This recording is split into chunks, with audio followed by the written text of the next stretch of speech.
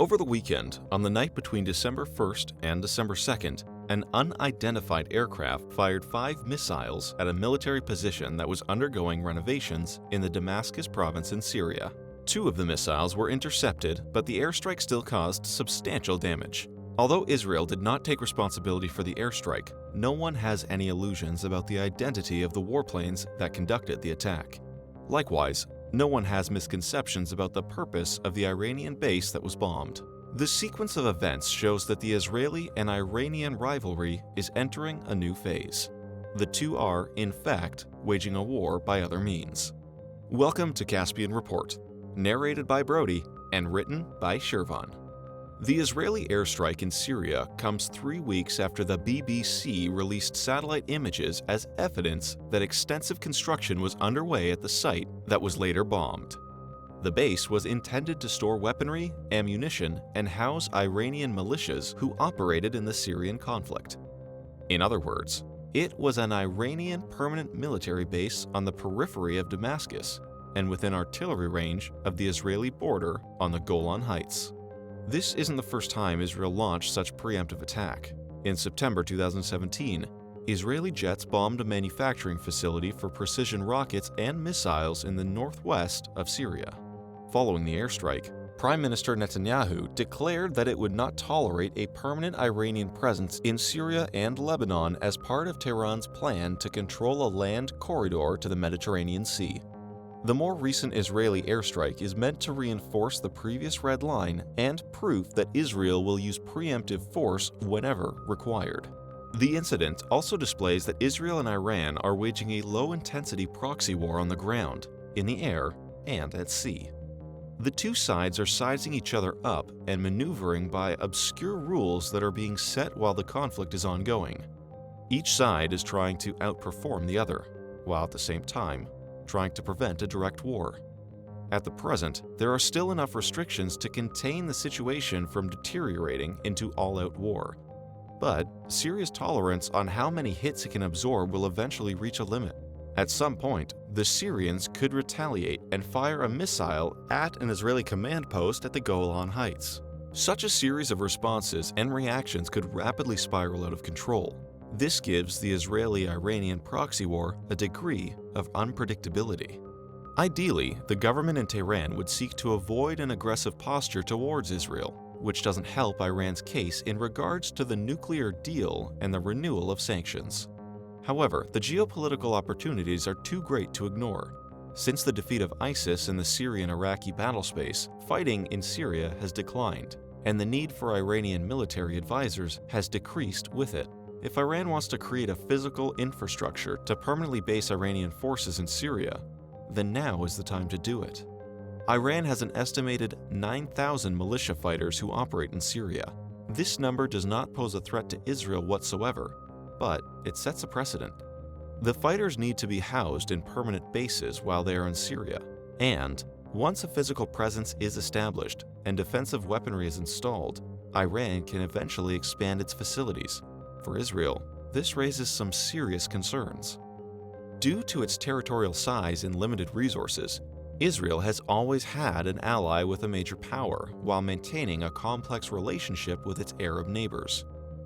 Navigating the geopolitical landscape of the Middle East requires Israel to remain steadfast in its diplomatic, economic, and covert actions. In this context, a permanent presence of Iranian forces in Syria would create a strategic dilemma for Israel that has not existed since 1973. Until now, the conventional threat to the country came from Hezbollah in Lebanon. On the Syrian front, however, there was no exposure that required the long-lasting deployment of sizable Israeli forces on the Golan Heights. Should Iran succeed in establishing a permanent base in Syria, then the geopolitical status quo will be overturned. The recent Israeli airstrike in Syria should be understood in this situation. It was designed to signal to the Iranians that plans for a base would be met by preemptive attacks. Since neither side is willing to back down, we can expect more attempts by the Iranians to set up military positions in Syria and, subsequently, more Israeli airstrikes as a response. However, at a certain point, air superiority alone is not sufficient to break the stalemate. In 2006, during the Israeli-Hezbollah war, the former conducted mainly an air campaign that failed to neutralize the latter. The conflict required large-scale ground forces, but Israel wasn't willing to get entangled in a war of attrition. If Tehran manages to establish a physical presence in Syria, Israeli airstrikes will not be sufficient to deter Iran. Sooner or later, Israel would be left with no choice but to mobilize large-scale ground forces into Syria. Such a scenario would likely end in heavy Israeli casualties and, ultimately, in defeat. The fact of the matter is that due to the relatively small size of the Israeli military, it cannot sustain a long, high-attrition military conflict that Iran endured during the 1980s. In this framework, the Israeli government must search for ways to deal with a determined Iran in Lebanon and Syria while avoiding a ground war. For Israel, this is a futile task, and it means that it cannot deal with Iran on its own. As a small nation with limited resources, Israel needs allies. Historically, Israel ensured its survival by allying with the United States. Washington has the resources to manage a balance of power in the Middle East, and thus deter Iran. However, such a confrontation requires a geopolitical commitment. Think of hundreds of thousands of troops. That is a price Washington is unwilling to risk. In fact, at this point, American policymakers have no coherent strategy for the Middle East. Its policy to balance the interests of the ethno-religious communities in Iraq resulted in sectarian violence. In Syria, Washington's effort to create a proxy force to overthrow the government ended in disaster. Similar strategic failures appear in Afghanistan, Libya, Yemen, and others. At the backdrop of these events, more immediate concerns have emerged in East Asia and East Europe that challenge the American sphere of influence. To that end, Washington seeks to retreat from the disaster in the Middle East that it helped to create and focus on Russia and China. This leaves Israel in a conundrum. Although the country is well capable of safeguarding its interests, Israel does require U.S. support in case of a high-attrition conflict. But considering the American exit, authorities in Israel are uncertain to what extent the U.S. security guarantee still means. In light of the exit of its primary ally, Israel must search for alternative partners. In recent years, as Iran expanded in its influence region, Israel has found increasingly more common ground with Saudi Arabia.